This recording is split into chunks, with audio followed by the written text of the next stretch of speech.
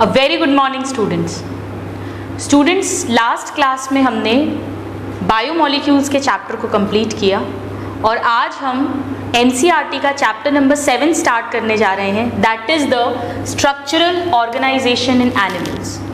इस चैप्टर को स्टूडेंट्स हम लोग 2 हेडिंग्स में पढ़ेंगे। First of all we will read about animal tissue and then we will see the morphology of animals, जिसमें हम अर्थवर्म को डिटेल में रीड करेंगे। We will read about cockroach and we will read about frog. They are very important. इस साल जो NEET exam हुआ है उसमें अराउंड 3 to 4 क्वेश्चंस हैं जो फ्रॉग से आए हैं। So this is a very important chapter if we talk about the weightage, because it's a big chapter and we can expect a minimum of 5 to 6 questions from this chapter. So let's deal with the first part, that is the animal tissue. Now, what is a tissue? हम सब बचपन से पढ़ते आए हैं, हमने animal kingdom के starting में भी पढ़ा कि जब सेल्स ग्रुप बनाते हैं तो उसे हम टिश्यू कहते हैं। टिश्यू से ऑर्गन बनता है, ऑर्गन से ऑर्गन सिस्टम और ऑर्गन सिस्टम से हमारी पूरी बॉडी बनती है। लेकिन क्या अगर हम कोई भी 10 सेल्स लें और उनको एक साथ रख दें तो क्या वो एक टिश्यू बन जाएगा? नहीं। So it is a group of cells which have the similar origin. उनकी germ layer same होनी चाहिए. Number 2, they should have a similar basic function. अगर कोई group of cells ये 2 conditions को meet कर रहा है तभी हम उसे टिश्यू बोलते हैं, नहीं तो नहीं बोल सकते। तो आइए पहले हम इसकी definition लिख लेते हैं, that what is a tissue? It is a group of cells with similar origin. This is very important. With similar origin and similar basic function. And similar basic function. Then it will be called a tissue. Alright, now this term tissue was proposed by a scientist known as Bichat. Animals में tissue term जो है ये Bichat ने दिया था, but इनके पहले ही plant tissue word जो है ये N. Grew नाम के साइंटिस्ट हुए जिन्होंने प्रपोज किया था. So the next point is that term animal tissue, ये common question है, कई बार पूछा गया है. Animal tissue, this was given by Bichat. Important. और जो plant tissue है वो already N. Grew ने दिया था. So plant tissue, this term was given by N. Grew. Now, सबसे पहले कौन से एनिमल्स हैं जिनमें टिश्यू बना था? आप मुझे बताइए किसमें बना है? 11 फाइलम्स हैं। 11 फाइलम्स में से पॉरीफेरा में तो क्या था? सेल्यूलर लेवल था। सबसे पहले टिश्यू किसमें बना था? सीलेंट्रेटा में। सीलेंट्रेटा इंटिनोफोरा में टिश्यूज थे और फिर फ्लैट वर्म से वो टिश्यूज ने मिलके क्या बनाया था? कोऑर्डिनेट करके ऑर्गन्स। सो जो नेक्स्ट क्वेश्चन आता है that is tissue first originated in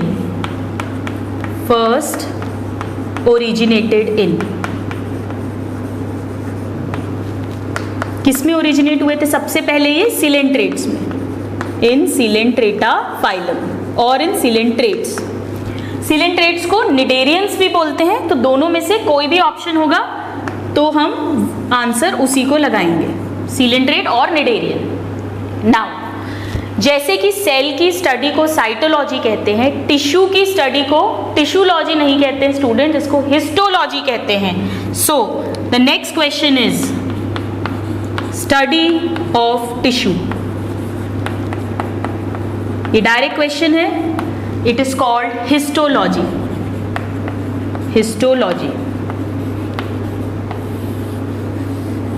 histology का मतलब ही होता है टिश्यू की स्टडी। और ये जो हिस्टोलॉजी टर्म है ये दिया था मेयर ने। ये अगला क्वेश्चन है जो कॉमनली पूछते हैं। The term histology was given by mayor.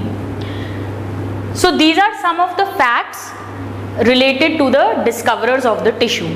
Now let us see what are the types of animal tissue. और क्योंकि हम ये कह रहे हैं कि टिश्यूज जो हैं उनका कॉमन ओरिजिन होना चाहिए, तो आइए देखते हैं कि वो टिश्यू किस किस जर्म लेयर से बने हैं। So let us now read the types and origin of animal tissue. हम यहाँ पे स्टूडेंट सिर्फ एनिमल टिश्यू की बात कर रहे हैं, प्लांट टिश्यू आपको बॉटनी में डिटेल में पढ़ाए जाएंगे ऑफ एनिमल टिश्यू।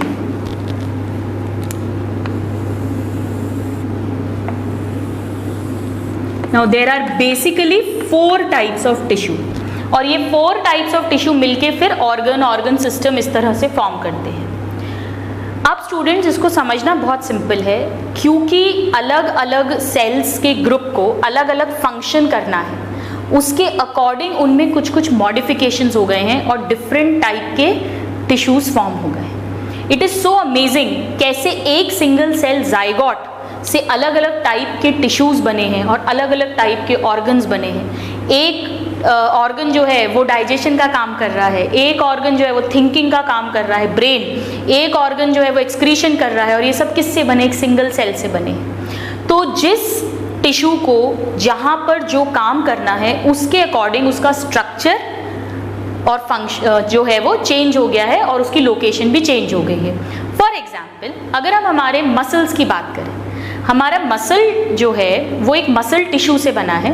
अब ये जो टिश्यू है इसके सेल्स, इसके अंदर के सारे सेल्स जो ग्रुप है वो ऐसा होना चाहिए कि वो कॉन्ट्रैक्ट करे और रिलैक्स करे, तभी जो मसल टिश्यू है वो टोटल कॉन्ट्रैक्ट और रिलैक्स करेगा, और उसी के कारण फिर हमारी बॉडी जो है उसमें मूवमेंट होगा, लोकोमोशन होगा। हम एक जगह से दूसरी जगह चल सकते हैं, हम हैंड्स, लेग्स, हेड मूव कर सकते हैं। सो मसल टिश्यू कैसा होना चाहिए? It should have the property of contraction and relaxation. जबकि अगर हम हमारे brain, spinal cord, nervous system की बात करें, इसके जो टिश्यूज हैं उनमें कॉन्ट्रैक्शन की कोई ज़रूरत नहीं है। वहाँ पे तो कुछ ऐसा मॉडिफिकेशन होना चाहिए सेल्स में कि वो इंफॉर्मेशन को कैरी कर सके। तो वो कैसे सेल्स हो जाते हैं? लंबे लंबे सेल्स हो जाते हैं। जैसे आपने देखा होगा न्यूरॉन्स का जब स्ट्रक्चर, अगर आपने कभी प्रीवियस क्लासेस में पढ़ा होगा, हम भी पढ़ेंगे डिटेल में बाद में, तो वो कैसा हो जाता है? एक न्यूरॉन दूसरे न्यूरॉन पे इंफॉर्मेशन पास करता है, दूसरा न्यूरॉन थर्ड न्यूरॉन पे करता है। So they are different in the shape and size as compared to the muscle cell because their function is different. इसी तरह से स्टूडेंट थर्ड टाइप का टिश्यू जो होता है वो होता है एपिथेलियल टिश्यू। इसका क्या काम होता है? जैसे हमारी स्किन है, हमारी स्किन की जो लेयर्स हैं इनको मेन क्या करना है? प्रोटेक्शन देना है। यहाँ पे कॉन्ट्रैक्शन का कोई काम नहीं है, यहाँ पे सिग्नल्स कैरी नहीं कर रहे हैं, इंफॉर्मेशन नहीं भेजनी है, या तो प्रोटेक्शन करना है। तो इनका जो स्ट्रक्चर है, शेप है, वो डिफरेंट होगा। फोर्थ टाइप का जो टिश्यू होता है वो होता है जो सब सेल्स को, सब टिश्यूज को आपस में बाइंड करके रखता है। जैसे कि हमारी बोन्स, कार्टिलेज, जॉइंट्स जो होते हैं ये क्या करते हैं? ये बाइंड करके रखते हैं, ये हमारे दो पार्ट्स को जोड़ रहे हैं, जॉइनिंग कर रहे हैं, कनेक्टिंग कर रहे हैं। So the fourth type of tissue is the connective tissue. So these are the 4 main types of tissues which are present in an animal body. So let us write down the names now. Number 1 is the epithelial tissue, जिसे हम आज class में start करेंगे। epithelial tissue। Epithelial tissue जो होता है student, इसका main function protection का होता है, हालांकि ये बहुत सारे और फंक्शंस भी करता है, और ये तीनों जर्म लेयर से डिराइव्ड होता है। So it is derived from all 3 germ layers. That means कहीं कहीं की जो एपिथेलियल टिश्यू है वो मीजोडर्म से बनेगा, कुछ का एंडोडर्म से और कुछ का एक्टोडर्म से। तीनों ही जर्म लेयर्स इन्वॉल्व हैं। ये बहुत इंपॉर्टेंट क्वेश्चन है क्योंकि ये ओनली टिश्यू है जो तीनों जर्म लेयर्स से बनता है। Now the next type is the connective tissue, जो जॉइनिंग का काम करता है, जैसे blood, bones, cartilage, they all are connective tissue. और कनेक्टिव टिश्यू सिर्फ और सिर्फ मीसोडर्म से बनता है। So derived from only mesoderm, ना तो एक्टोडर्म से बनेगा ना एंडोडर्म से बनेगा। सो ओनली मीसोडर्म से डिराइव्ड है। Now the third type is students muscular tissue. जो हमारी मसल्स बनाएगा, मस्कुलर टिश्यू। मस्कुलर टिश्यू जो है स्टूडेंट, यानी हमारी मसल्स जो है ये मेनली मीसोडर्म से हैं। कनेक्टिव टिश्यू तो ओनली मीसोडर्म से है, but muscular tissue mainly mesoderm से। ये इंपॉर्टेंट है क्योंकि हमारी आई की कुछ मसल्स होती हैं जो एक्टोडर्म से भी बनती हैं, जिन्हें हम डिटेल में पढ़ेंगे। So derived mainly from mesoderm, यहाँ मैंने ओनली नहीं लिखा, यहाँ मैंने लिखा है mainly. So they are derived mainly from mesoderm. All right, and now let's see the fourth type, and that is the nervous tissue or the neural tissue, जो हमारे आगे जाके brain, spinal cord, nervous organs को बनाएगा, nervous system के organs को। Nervous tissue जो है ये पूरे का पूरा टिश्यू सिर्फ और सिर्फ एक्टोडर्म लेयर से बनता है। So from only ectoderm, only ectoderm this tissue will be formed। important, आपको ओरिजिन्स अच्छे से लर्न होने चाहिए। न्यूरल टिश्यू पूरा का पूरा एक्टोडर्म से बनेगा, कनेक्टिव टिश्यू पूरा का पूरा मीसोडर्म से बनेगा, मस्कुलर टिश्यू मेनली मीसोडर्म से बनेगा, और epithelial tissue is the only animal tissue which is derive from all the 3 germ layers. कैसे डिराइव होगा वो अभी हम थोड़ी देर में इसको पढ़ेंगे। तो आइए आज हम पहले स्टार्ट करते हैं। We will read all of them one by one. So let us first begin with the first type of animal tissue, that is the epithelial tissue.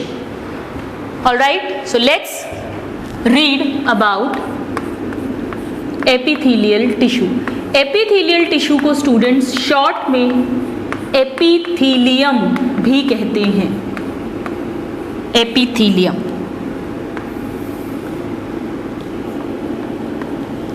ये जो वर्ड है एपिथेलियम, ये 2 वर्ड्स से मिलकर बना है। कैसे? एपी का मतलब होता है किसी चीज के ऊपर, अपॉन, और थीलिया या थीलियम वर्ड का मतलब होता है ग्रोथ। इस टिश्यू की ग्रोथ किसी दूसरे टिश्यू के ऊपर होती है। इसका क्या मतलब है ये अभी अपन देखते हैं।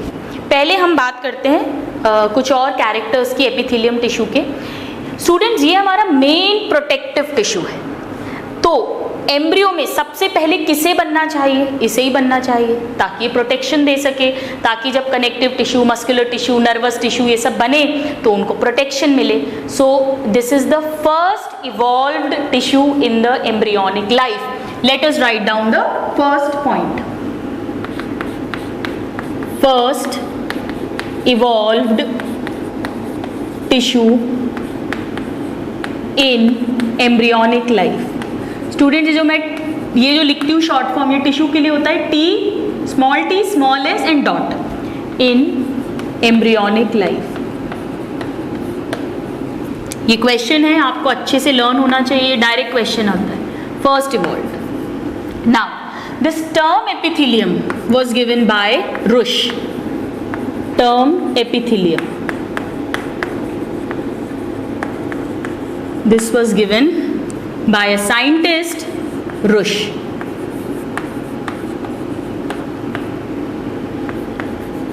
Another question. Now let's see the next point.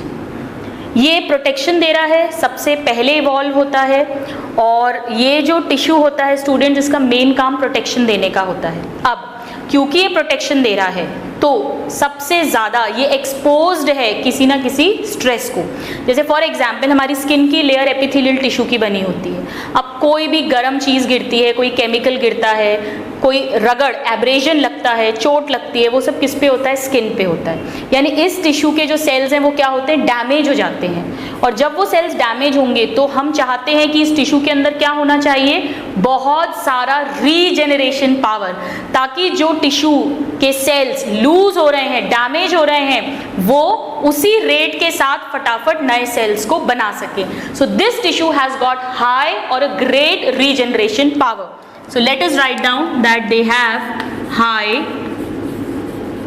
regeneration power. Regeneration power. This is the next point that is asked. यहाँ पर स्टूडेंट्स हम एक चीज़ लिख लेते हैं, हम उसे दोबारा भी लिखेंगे। कि सबसे कम रीजनरेशन पावर किस टिश्यू के पास होती है? नर्वस टिश्यू के पास। इस पे सबसे कम रीजनरेशन पावर है। So let us write that least regeneration power ये किसके पास होती है? न्यूरल टिश्यू के पास। This is in neural tissue. Alright, now let us try to understand कि जो एपिथेलियल टिश्यू है वो किसी टिश्यू के दूसरे टिश्यू के ऊपर क्यों रेस्ट करता है। एक्चुअली स्टूडेंट्स, ये सबसे बाहर ये प्रोटेक्टिव लेयर बना रहा है, यानी कि इसमें टूटने के चांस सबसे ज़्यादा हैं सेल्स के डैमेज होने के।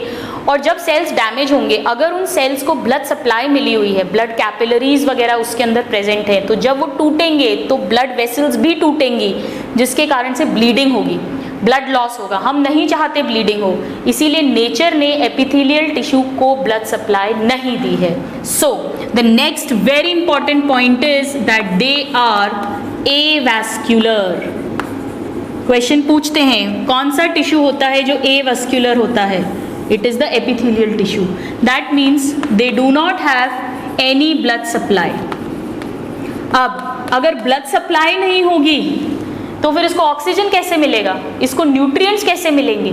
न्यूट्रिशन, ऑक्सीजन, ये सब तो ब्लड ही लेकर आता है। और इसके जो अनडाइजेस्टेड वेस्ट है, इसका जो CO2 है, वो लेकर कौन जाएगा? नेचर ने कैसे इसको बनाया है, आइए देखते हैं। फॉर एग्जाम्पल, ये एक एपिथेलियल टिश्यू की सेल्स हैं लाइक दिस, ठीक है। ये हमेशा किसी ना किसी कनेक्टिव टिश्यू के ऊपर रहता है, तो ये है कनेक्टिव टिश्यू, मान लीजिए this is the connective tissue. Alright, ये है कनेक्टिव टिश्यू। कनेक्टिव टिश्यू के ऊपर है एपिथेलियल टिश्यू या एपिथेलियम। ये सिंगल लेयर भी हो सकता है, मल्टीपल लेयर भी हो सकता है। So it always rest upon connective tissue.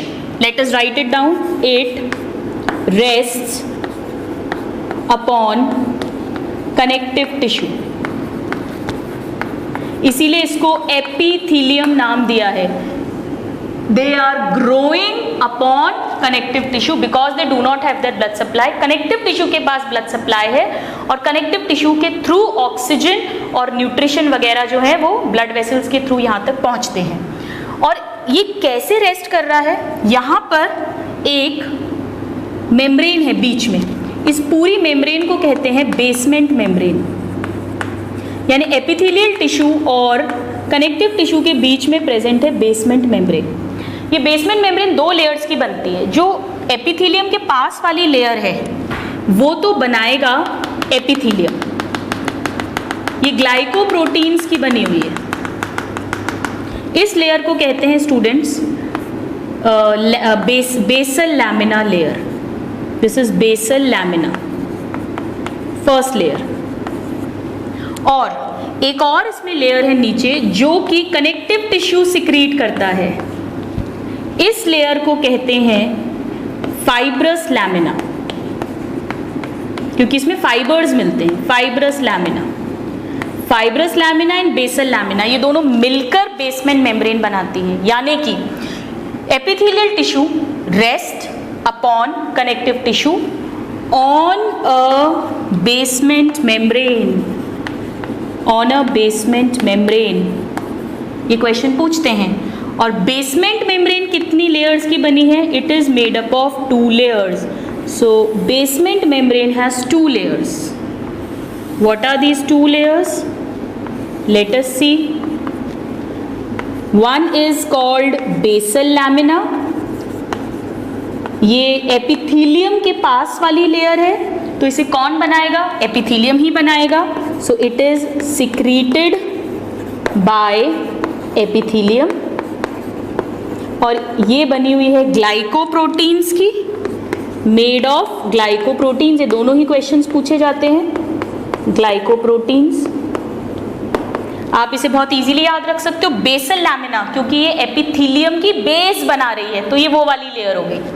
और सेकेंड लेयर जो है वो है फाइब्रस लैमिना। फाइब्रस क्योंकि इसमें फाइबर्स मिलेंगे, और ये फाइबर्स काय के होते हैं? ये प्रोटीन के फाइबर्स होते हैं जो कनेक्टिव टिश्यू इसको प्रोवाइड करता है। इस लेयर में क्या होता है, जो म्यूकोपॉलीसेकेराइड पढ़ा है अपन ने, चिपचिपी स्लाइमी शुगर, उसका बेस होता है और उसमें प्रोटीन के फाइबर्स पड़े रहते हैं। ये कनेक्टिव टिश्यू के पास वाली लेयर है, यानी नीचे वाली लेयर है, और कनेक्टिव टिश्यू ही इसको बनाएगा। So secreted by connective tissue, by connective tissue. और किसका बना हुआ है ये? Made of protein fibres. बिल्कुल कनेक्टिव टिश्यू जैसा है, कनेक्टिव टिश्यू भी ऐसे ही होता है, प्रोटीन फाइबर्स होते हैं जो पड़े रहते हैं म्यूकोपॉलीसेकेराइड शुगर के मैट्रिक्स के अंदर। Alright, so this is glycoprotein secreted by epithelium, the first upper layer, and this is secreted by connective tissue made up of protein fibers. तो अगर अब क्वेश्चन आए कि basement membrane is made up of या is made by epithelium, connective tissue, both, तो answer क्या होगा? Both, दोनों ही टिश्यू मिलकर बेसमेंट मेम्ब्रेन बना रहे हैं। So let us write down now important thing that basement membrane is formed by both epithelium and connective tissue। ये क्वेश्चन है स्टूडेंट्स, ये कई बार पूछा गया है। एंड कनेक्टिव टिश्यू, दोनों ही मिलकर इसको बना रहे हैं। It is formed by both epithelium and connective tissue. This is a very important question, has been asked many times. आप इसे नोट डाउन करिए। हमने इसमें ये देखा है कि कैसे ब्लड सप्लाई नहीं है क्योंकि हम ब्लीडिंग नहीं चाहते, तो ये कनेक्टिव टिश्यू के ऊपर ग्रो कर रही है। अब हम देखेंगे कि इसके सेल्स किस तरह से अरेंज्ड होते हैं और ये कहाँ कहाँ मिलती है। Please note it down. Now students, let us see how the cells are arranged in epithelial tissue. Students, epithelial tissue जो है इसको प्रोटेक्शन देना है। प्रोटेक्शन देना है तो आपको क्या लगता है, इसके सेल्स पास पास होने चाहिए कि दूर दूर होने चाहिए? सिंपल सा एग्जाम्पल देती हूँ आपको। हमारे घर में, हमारे घर को कौन प्रोटेक्ट करता है? उसकी दीवारें, वॉल्स। अब अगर आपको स्ट्रॉन्ग वॉल बनानी है तो आप क्या करोगे? ईंटें, ब्रिक्स को आप कंपेयर करो सेल्स से, तो आप उसको पास पास ईंट लगाओगे या दूर दूर लगाओगे? पास पास लगाओगे। तो जो एपिथेलियल टिश्यू होता है उसके जो सेल्स होते हैं दे आर क्लोजली प्लेस्ड, और जब वो पास पास में स्पेस्ड होंगे तो जो बीच की स्पेस है यानी इंटर सेल्यूलर स्पेस वो ज़्यादा होगी कि कम होगी? ऑब्वियसली कैसी होगी? कम होगी। So let us write down the next point, that is cells are closely packed. Logic समझ आ रहा है ना आपको? रटने की जरूरत नहीं है। क्लोजली पैक्ड, और इनके बीच की स्पेस, जगह क्या हो जाएगी? कम हो जाएगी, with little intercellular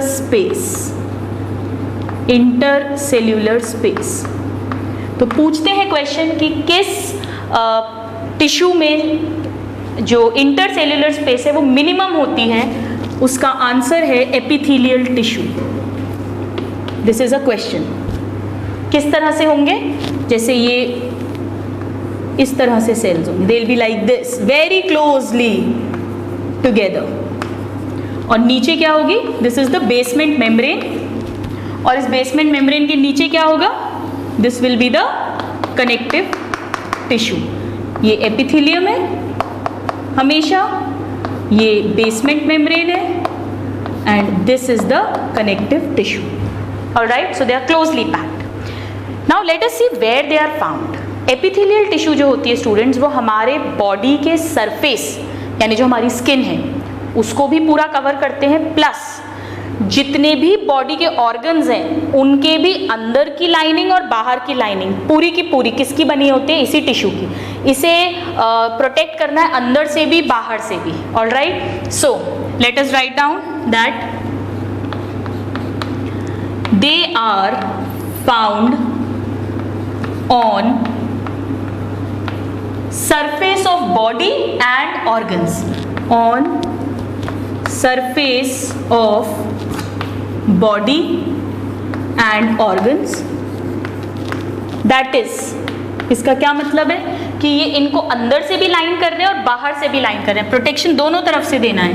that is lines them from both outside and inside, from both outside and inside.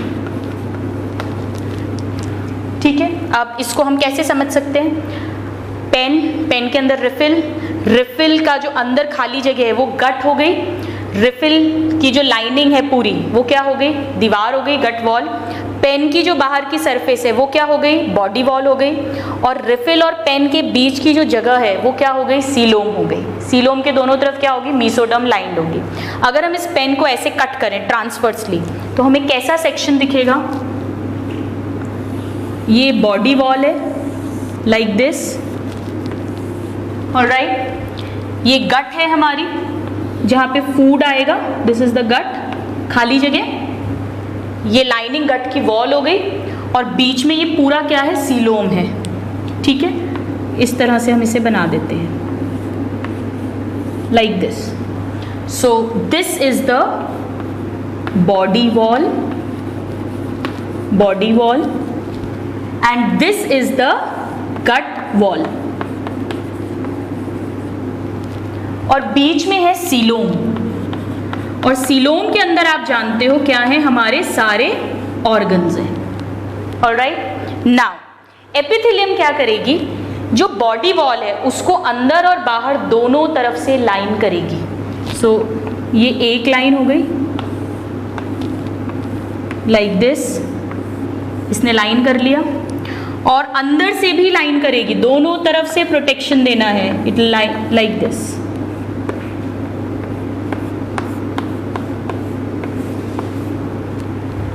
Plus जो गट है अंदर की खाली जगह उसको भी अंदर से लाइन करेगी ताकि जो फूड आ रहा है उससे जो सेल्स हैं उनको डैमेज नहीं पहुंचे, अंदर भी उसका प्रोटेक्शन होना चाहिए।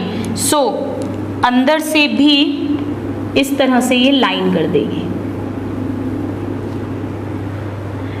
ये जो सबसे बाहर है जो बॉडी वॉल को लाइन कर रही है इसे कहते हैं, this is called epidermis. Skin की सबसे बाहर की लेयर, एपिडर्मिस ऑफ स्किन। ये वाली जो लाइनिंग है, एपिथेलियम है, ये बनती है एक्टोडर्म से। सो this is made up of ectoderm, जिसने बॉडी को बाहर से कवर किया है। जो गट को अंदर से करे ताकि जो फूड आए उससे डैमेज नहीं हो, उसे कहते हैं म्यूकोसा। म्यूकोसा इसलिए स्टूडेंट्स क्योंकि ये चिपचिपा स्लाइमी सब्सटेंस इसमें प्रेजेंट रहता है, तो इसे म्यूकोसा या म्यूकस मेम्ब्रेन एक ही बात है। दिस इज कॉल्ड म्यूकोसा और म्यूकस मेम्ब्रेन एक ही बात है। It is lining the gut from inside and this is made up of endoderm. ये एंडोडर्म से बनती है। और जो सीलोम को कवर कर रही है दोनों तरफ, यानी इसके अंदर सारे ऑर्गन्स हैं, अंदर बाहर दोनों तरफ से ऑर्गन्स को कवर कर रही है। That means this orange colour and this orange colour, ये दोनों को मिला के कहते हैं मीसोथीलियम। What is मीसोथीलियम? मीसोथीलियम मतलब वो एपिथेलियम जो सभी ऑर्गन्स को अंदर और बाहर से इंटरनली एंड एक्सटर्नली कवर करती है, मीसोथीलियम। और ये जो मीसोथीलियम होती है स्टूडेंट्स, ये मीसोडर्म से फॉर्म होते हैं इसके सेल्स, मीसोडर्म। तो इस तरह से जो एपिथेलियल लाइनिंग है वो तीनों जर्म लेयर से फॉर्म हो रही है। Mucosa is formed by endoderm which is lining the gut cavity. Epidermis which is lining the body wall is derived from ectoderm, and the mesothelium which is lining the organs from internal and external surfaces is derived from mesoderm. So this is how the epithelium is derived from all the three germ layers. तो आइए अब हम ये लिख देते हैं that हम पहले लिख चुके हैं बट इसे दोबारा लिखेंगे, derived from all three germ layers, that is ectoderm, mesoderm and endoderm. ये क्वेश्चन पूछा जाता है क्योंकि ये ऐसा अकेला टिश्यू है जो तीनों germ layers से फॉर्म होता है। Now students, before dealing with the types of epithelium, हम कुछ इंपॉर्टेंट पॉइंट पढ़ेंगे इसके बारे में, आप इसको नोट डाउन करिए, then we'll read about it, please note it down. So now students, let us learn a very interesting point about the epithelial tissue. हमने अभी देखा कि epithelial tissue के जो cells हैं वो क्या हैं, वो आपस में closely packed हैं. क्योंकि वो closely packed हैं तो वो आपस में एक junction बनाएंगे cells के बीच में. They are called cell junctions. बिल्कुल वैसे ही जैसे हमने plants में पढ़ा था प्लाज्मोडेस्मेटा, अगर आपको याद हो. तो आइए देखें किस किस तरह के junctions possible हैं. So let us now learn types of cell junctions और intercellular junctions. एक ही बात है, दो सेल्स के बीच के जंक्शंस हैं ये. कई तरह के जंक्शंस बनते हैं स्टूडेंट्स, हमको मेन 4 जंक्शंस पढ़ने हैं जिन पे क्वेश्चंस आते हैं. Number 1 is the gap junctions. आपको नाम से समझ आ रहा होगा गैप, दो सेल्स के बीच में गैप्स हैं. इस गैप के थ्रू मटेरियल फ्रीली एक सेल से दूसरे सेल में पास हो सकते हैं. So allows free passage of substances across cell. एक सेल से दूसरे सेल और दूसरे सेल से पहले सेल में इजीली चीज़ें पास हो सकती हैं. ये बिल्कुल प्लाज्मोडेस्मेटा की तरह है जैसा प्लांट्स में था. तो इन्हें एनालॉगस टू प्लाज्मोडेस्मेटा कहते हैं. एनालॉगस क्यों? क्योंकि इन दोनों का फंक्शन सेम है. जब फंक्शन सेम होता है तो उन दो स्ट्रक्चर्स को हम एनालॉगस स्ट्रक्चर्स कहते हैं. So they are analogous to plant plasmodesmata.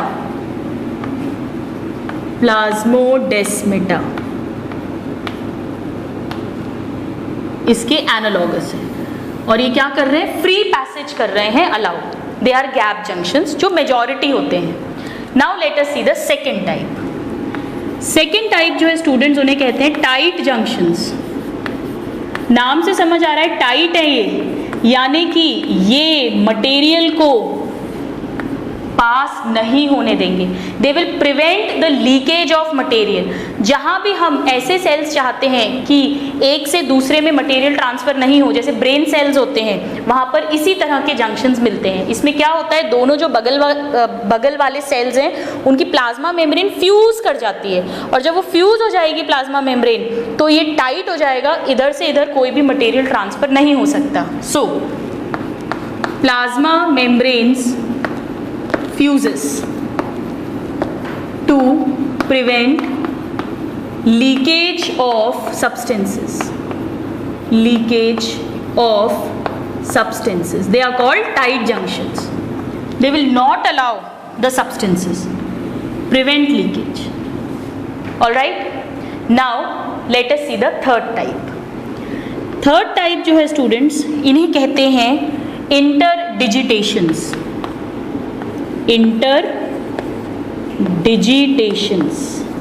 Digit का क्या मतलब होता है? यहाँ मैथमेटिक्स की डिजिट्स की बात नहीं कर रहे हैं 1 2 3 4. बायो में जो फिंगर्स होती हैं, उंगलियां, उन्हें डिजिट्स कहते हैं. इसमें क्या होता है, जैसे फॉर एग्जाम्पल ये एक सेल है, इसकी जो प्लाज्मा मेम्ब्रेन है वो फिंगर की तरह प्रोजेक्ट हो जाएगी दूसरे सेल के साइटोप्लाज्म के अंदर.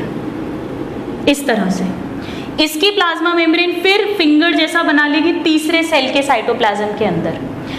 क्या बेनिफिट हो रहा है? ये उन एपिथेलियम में मिलता है जिनमें स्ट्रेचिंग की ज़रूरत है.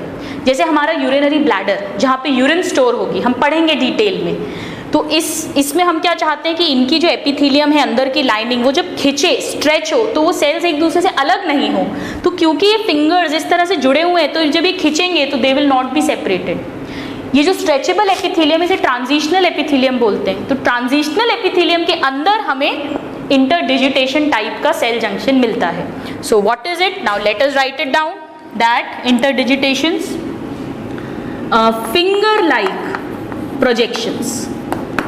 finger-like projections of plasma membrane into cytoplasm of other cell, into cytoplasm of adjoining cell, adjoining cell।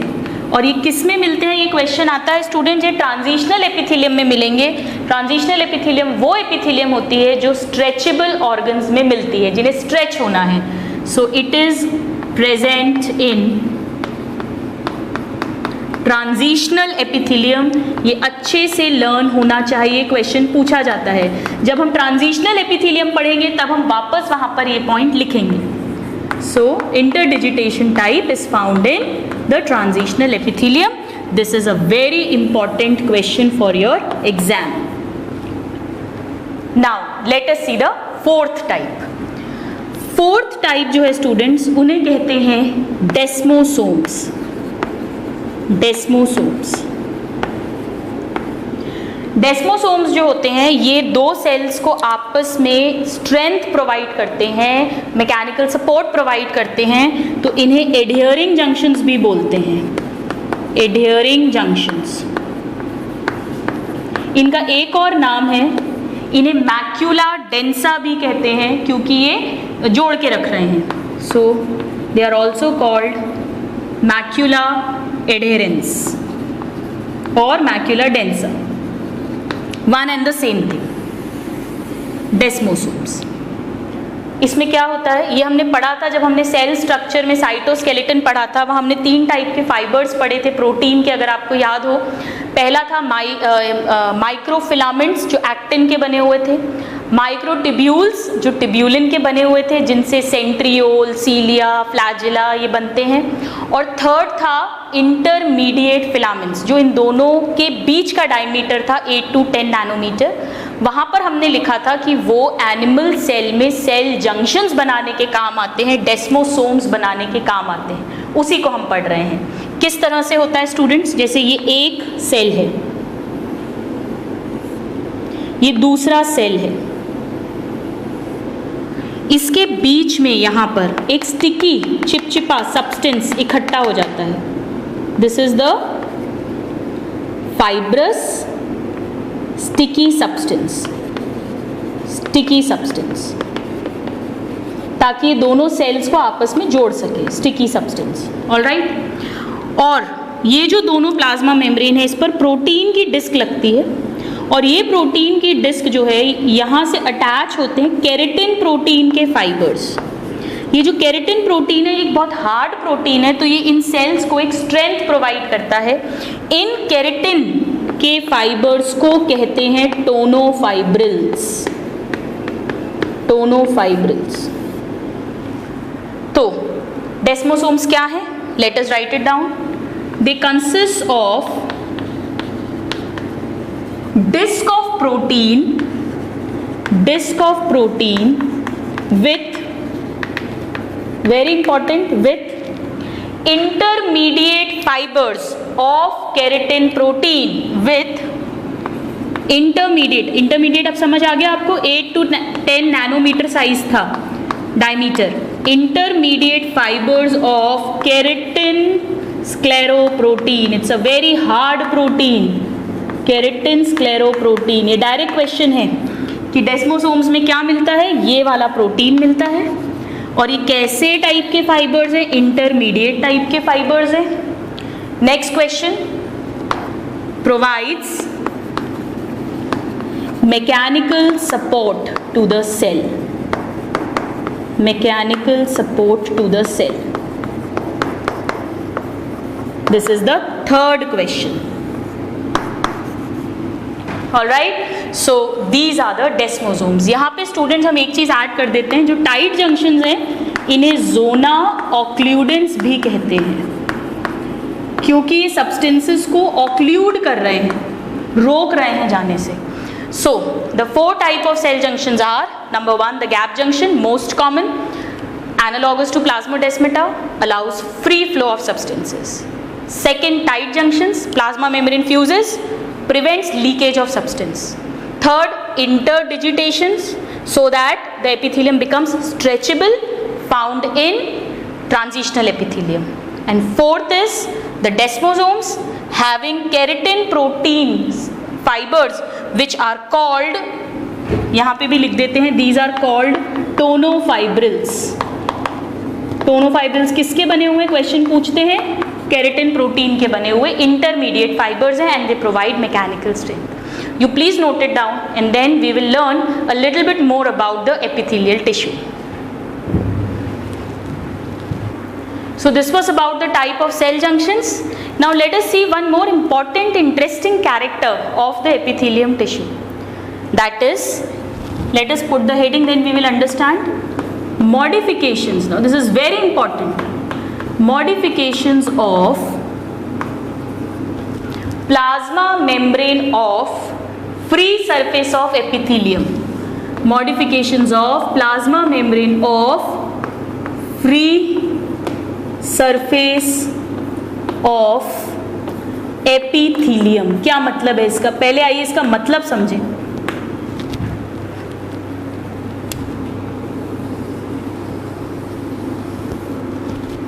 जैसे ये एक, सपोज यहां हम बना लेते हैं, ये सपोज हमने एक एपिथेलियम बनाया.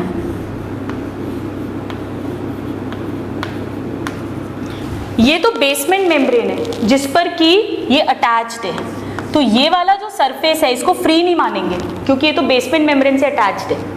ये साइड वाले जो सरफेसेस हैं ये भी फ्री नहीं है क्योंकि ये एक दूसरे के साथ जंक्शंस बना रहे होते हैं. फ्री वाला सरफेस कौन सा है, ये वाला. ये जो प्लाज्मा मेम्ब्रेन है इसमें मॉडिफिकेशंस होते हैं. कैसे मॉडिफिकेशंस होते हैं, आइए पहला मॉडिफिकेशन लर्न करते हैं. It is called microvilli. Now very interesting students. Microvilli क्या होता है, जैसे ये एपिथेलियम है, ये जो सेल है इसकी जो फ्री सरफेस है इस पे छोटे छोटे उंगली जैसे, फिंगर जैसे प्रोजेक्शंस आ जाते हैं, like this. These short finger like projections are called microvilli. So what are microvilli? They are short finger like protoplasmic projections. Protoplasmic projections of plasma membrane, obviously. All right. अब ये क्यों हुआ, क्या कारण है इसका, बहुत सिंपल सा मतलब है. अगर ऐसा सेल है और हम उसको खोलें तो सपोज वो इतना लंबा निकली प्लाज्मा मेम्ब्रेन, बट अगर उसको फिंगर्स बना दिए, अब आप उसको ओपन करोगे तो उसका सरफेस एरिया बढ़ गया. तो जहाँ भी एब्जॉर्प्शन होना है अगर सेल के अंदर, और हम चाहते हैं ज़्यादा एब्जॉर्प्शन हो, एब्जॉर्प्शन के लिए सरफेस एरिया बढ़े, तो वहाँ पर प्लाज्मा मेम्ब्रेन में इस तरह के माइक्रोविलाई फॉर्म हो जाते हैं. So the function is that it increases absorptive surface area. बहुत क्वेश्चन पूछते हैं स्टूडेंट्स माइक्रोविलाई का function. It is very very important, has to be learned by heart, और बहुत सिंपल है इसको अंडरस्टैंड करना. क्या इनमें कोई मोटिलिटी की ज़रूरत है, नहीं. So they are non motile and they are non contractile. इसका तो सिर्फ इतना सा फंक्शन है कि इसके कारण से सरफेस एरिया बढ़ गया ताकि एब्जॉर्प्शन ज़्यादा हो सके. जब एपिथेलियल सेल इस तरह के फिंगर जैसे हो जाते हैं तब उस एपिथेलियम को नॉर्मल एपिथेलियम नहीं कहते, उसे कहते हैं ब्रश बॉर्डर एपिथेलियम. क्योंकि ये कैसा लगता है, जैसे हम टूथब्रश करते हैं या पेंटिंग का ब्रश होता है या टूथब्रश होता है, तो टूथब्रश में ऊपर क्या निकले हुए हैं, ब्रिसल्स निकले हुए हैं, उसके हेयर्स निकले हुए हैं, ये बिल्कुल वैसा ही लगता है. तो इस तरह की एपिथेलियम को कहते हैं, this kind of epithelium is known as brush border epithelium. It's a very important question, brush bordered epithelium. Question आता है, what is brush border epithelium? That epithelium which has microvilli on the free surface is the brush border epithelium. अब हम लिखते हैं इसके examples. मैं आपको बहुत इजी तरीका बताती हूँ एग्जाम्पल्स लर्न करने का लॉजिक से. ये वहाँ मिलेंगे जहाँ पे एब्जॉर्प्शन होना है. 3 जगह मेन एब्जॉर्प्शन होना है बॉडी में. नंबर 1 आप जानते हो, जो भी हम फूड इंजेस्ट करते हैं वो माउथ कैविटी से डाइजेशन शुरू हो जाता है, स्टमक में होता है और इंटेस्टीन में होता है, और फिर स्मॉल इंटेस्टीन से मेन वो जो डाइजेस्टेड फूड है वो ब्लड वेसल्स के अंदर एब्जॉर्ब होता है।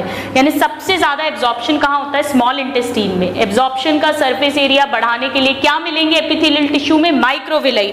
So the first example is the small intestine, the epithelium of small intestine. They will have these microvilli. Let us see the second example. जो यूरिन है जब फॉर्म होती है तो किडनी में सबसे पहले ब्लड फिल्टर होता है। ब्लड जब फिल्टर होता है तो वो पीसीटी जो पार्ट है किडनी का हम पढ़ेंगे, वहाँ से 99% ब्लड वापस रीएब्जॉर्ब हो जाता है और जो 1% है वो फिर नीचे जाता है, जिससे फिर यूरिन फॉर्म होता है। तो जो पीसीटी ऑफ किडनी है वहाँ पर 99% फिल्ट्रेशन रीएब्जॉर्प्शन होता है, वहाँ पर भी ये माइक्रोविलाई मिलते हैं उसके सरफेस एरिया को बढ़ाने के लिए। So the second example is PCT of kidney. ये बहुत इंपॉर्टेंट है students, as it is question आते हैं। 3 एग्जाम्पल्स है, रटे होने चाहिए। और थर्ड एग्जाम्पल जो है स्टूडेंट्स वो है हमारा गॉल ब्लैडर, जहाँ पे बाइल का रीएब्जॉर्प्शन होता है। एम्स 2012 में ये क्वेश्चन पूछा भी गया है कि गॉल ब्लैडर में क्या मिलते हैं? माइक्रोविलाई मिलते हैं। So gall bladder, PCT and small intestine, these are the 3 examples which have to be learn by heart. ये तो पहला मॉडिफिकेशन था। Let us see the second modification. The second modification is the cilia, presence of cilia. Cilia microvilli के comparison में लंबे लंबे होते हैं, so they are long protoplasmic process. Alright, यानी किस तरह से होंगे? जैसे अगर ये है, ये एपिथेलियल सेल है सपोज, तो ऐसे लंबे लंबे सीलियाज होंगे लाइक दिस। सीलिया जो होते हैं स्टूडेंट्स, हमने पढ़ा है सीलिया का फंक्शन क्या होता है? Locomotion main. लेकिन 2 टाइप के सीलिया होते हैं। एक होते हैं मोटाइल सीलिया जो नॉर्मल सीलिया हैं, और एक होते हैं नॉन मोटाइल सीलिया। उनका भी काम यही है कि वो एब्जॉर्प्शन करते हैं, लोकोमोशन नहीं करते हैं। So accordingly cilia can be of 2 types.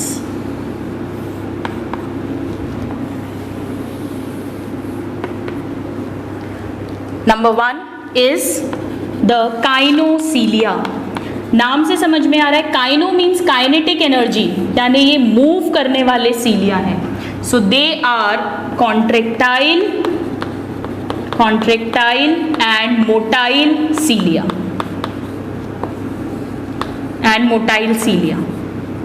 जबकि जो दूसरे हैं स्टूडेंट्स वो मूव नहीं करते हैं, सिर्फ एब्जॉर्प्शन करते हैं। They are stereocilia. And how will be the stereocilia?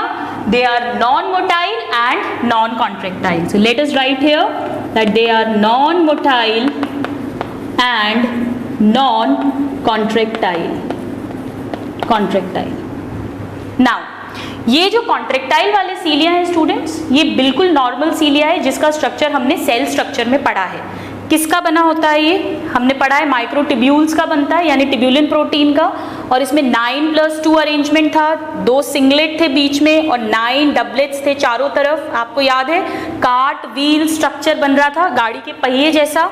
सो इसका जो स्केलेटन है, मेन स्ट्रक्चर, वो कैसा है? 9+2 माइक्रोटिब्यूल्स का बना है। सो माइक्रोटिब्यूलर स्ट्रक्चर। और इसमें एक नीचे क्या प्रेजेंट होगी? बेसल बॉडी प्रेजेंट होगी। बेसल बॉडी किसकी बनी होती है स्टूडेंट्स? 9+0 की, बिल्कुल एक सेंट्रियोल की तरह। सो बेसल बॉडी इज प्रेजेंट। और इसी स्ट्रक्चर में डाइनिन प्रोटीन मिल रहा था, जिसके कारण एटीपी टूट के एनर्जी मिल रही थी और उससे ये मूव कर रहे थे। इनको मूवमेंट की ज़रूरत नहीं है, तो इसमें ऐसा कुछ भी नहीं होता, ना बेसल बॉडी मिलती है ना माइक्रोटिब्यूल्स मिलते हैं। ये सिंपल एक्टिन फिलामेंट्स के बने हुए रहते हैं। सो इनका जो स्केलेटन है वो बनता है एक्टिन फिलामेंट से, like microfilaments. They are like microfilaments. ये एक्टिन के बने हैं, ये टिब्यूलिन के बने हैं, ऑलराइट। और यहाँ पर बेसल बॉडी क्या होगी, एब्सेंट होगी, क्योंकि लोकोमोशन का रोल ही नहीं है। इस पे डिफरेंस करते हुए क्वेश्चंस पूछे जाते हैं। So motile, non motile, contractile, non contractile, basal body present, basal body absent, made up of tubulin protein, made up of actin protein. Now let us see the examples. Examples बहुत important है, इसको भी हम learn करते हैं logically. ये मिलेंगे जहाँ पे भी मूवमेंट होना है। अब मूवमेंट कहाँ कहाँ होना है। स्पर्म तो आप जानते हो, स्पर्म की टेल होती है, उसके थ्रू वो मूव करता है। पर एग जो है, it is a non motile structure. तो एग जब ओवरी से फैलोपियन ट्यूब के अंदर आता है, तो फैलोपियन ट्यूब में इंटरनली जो एपिथेलियम होती है, उसमें काइनोसीलिया होते हैं। उनकी हेल्प से ये एग आगे बढ़ता है, स्पर्म इसके पास पहुंचता है, फर्टिलाइज होते हैं, जाइगोट बनता है, और जाइगोट भी इन्हीं सीलिया, काइनोसीलिया जो फैलोपियन ट्यूब के अंदर है, उसके थ्रू जाइगोट फाइनली यूट्रस तक पहुंचता है। तो इसका जो फर्स्ट एग्जाम्पल है जो हमें लर्न होना चाहिए by heart, that is the fallopian tube और the oviduct. Now this is very important। NEET में ये 2012, 2013 2 साल लगातार क्वेश्चन आया हुआ है। So they have kinocilia. Another place where we want them are in our respiratory system.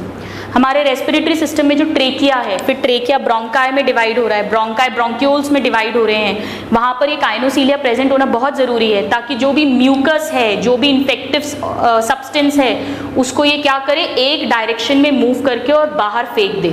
So the next example is trachea, bronchi, bronchioles. They all have these काइनोसीलिया।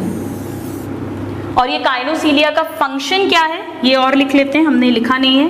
Function क्या है इनका स्टूडेंट्स? इनका फंक्शन है कि ये किसी भी सब्सटेंस को एक ही डायरेक्शन में मूव करते हैं। हमने पढ़ा था ये नाव के चप्पू की तरह काम करते हैं, लाइक दिस। तो ये एक साथ कोऑर्डिनेटेड वे में किसी भी सब्सटेंस को एक डायरेक्शन में मूव करेंगे।